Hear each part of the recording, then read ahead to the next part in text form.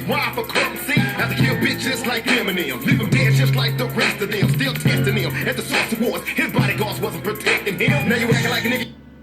Now you heard that, right? At the source of war. His bodyguards wasn't protecting him. So this is, they beat me to my own thing, you know. That's what made that wow. When that bodyguard came out and started talking, I'm like, they beat me to my video. I was waiting to do that one. With the Eminem and the Suge thing and Death Row. Eminem just happens to be a victim of circumstance, you know. He's guilty by association. That's all that was. It's just rules of the streets. That's all it is. It's simple. But the bodyguard was making a reason or an excuse as to why he left Eminem by himself up there in the front, because he said the people at the Source Awards screwed it up and they had none of the bodyguards sitting with the clients. They wanted them to all sit together and they couldn't sit with their bodyguards.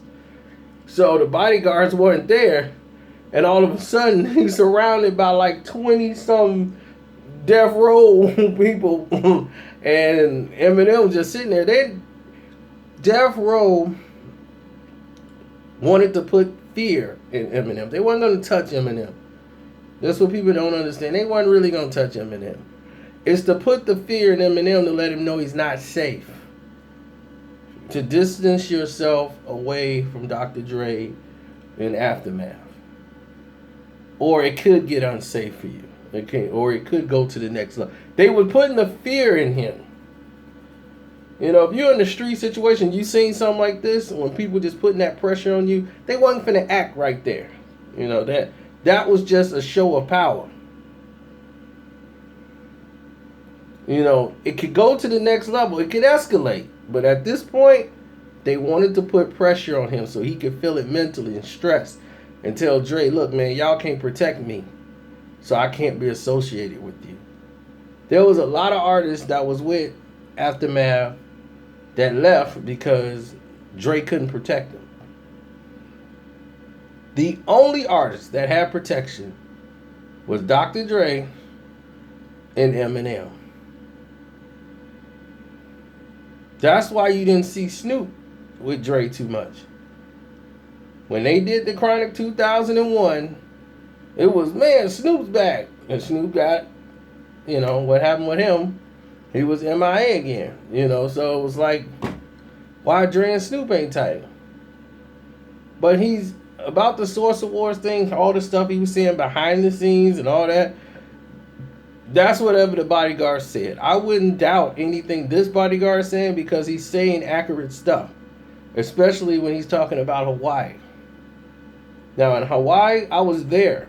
Because y'all forget, I'm from there. So when they were out there on vacation and they had to suit up and they had to call Interscope to get permission, this is why Suge has so many problems later dealing with Interscope, because Interscope wasn't finna let nothing happen to Eminem.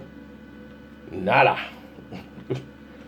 And this is what broke up the Snoop, Dre, and Eminem thing. It just had to break right then and there, because it's like, look, it's hot. This guy's sending guys out here to Hawaii. And Hawaii's a small island, Honolulu rather, so it was hot. You know where people stay? And Hawaii is not designed to where it's like, not like out here. Like they know they have certain interests just for celebrities and security reasons. It's not made like that. Hawaii was where people go to escape fans. You can relax, the people don't bother you. But now so many tourists and fans that go out there, that's why they take trips. And girls get with their other girls and they go out to Hawaii because it's so out in the open. You're on the beach, it's not blocked off. Next thing you know, you got fans running up on people on the beach and girls out there trying to get chosen. It's nothing but like the Strip. But people make it look like it was a situation where one company was against another. And it was a little more than that. It was personal to Suge, what Dre and them did because he felt like you betrayed us and just left, and now you want to try to build this other thing to basically go against us. See, in any form of business, it's rival competition. That's how it's viewed. This is a rival competitor that used to be associated with your company.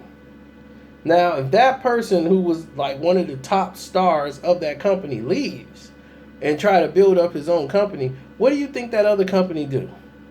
The other company and corporation tries to sabotage anything that that guy is doing, because if that guy raises up to power or rise to be where your level was, or may even go further, it weakens what you have.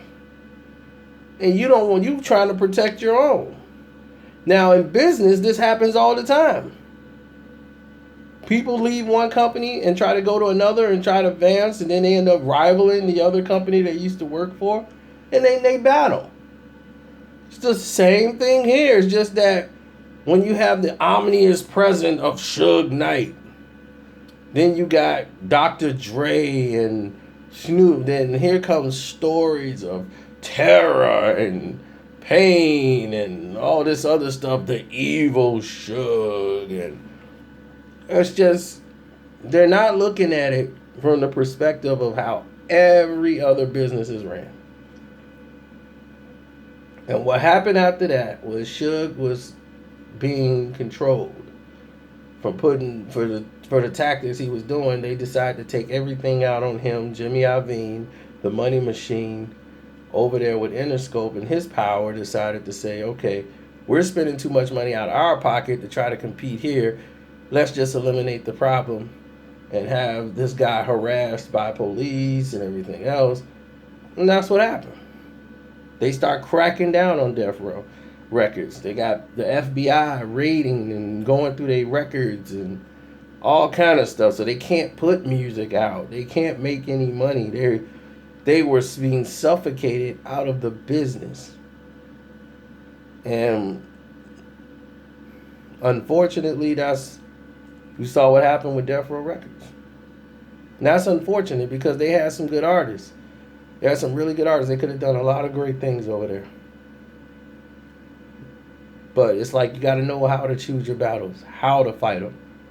And they were fighting it the wrong way. And when you cut off your networks of people that are basically your lifeline, and you're messing with their money, and you're messing with Eminem, no. It's not going to ride well. He wasn't just a Dr. Dre artist. He belonged to Interscope. He belonged to Jimmy. So, he was hands off.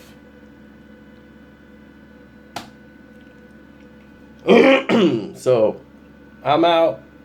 Y'all got me up early doing this one. Shame on y'all.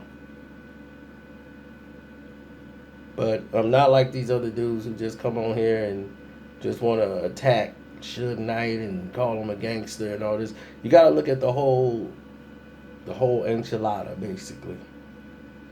You got to look at the whole situation. There's a lot of practices that Dr. Dre did that wasn't kosher. There's a lot of stuff Jimmy did that wasn't kosher. A lot of things Suge did that helped people. That stuff gets omitted because of all the other stuff that went down. So, look at both sides of a coin. That's all I'm saying to people. I'm out.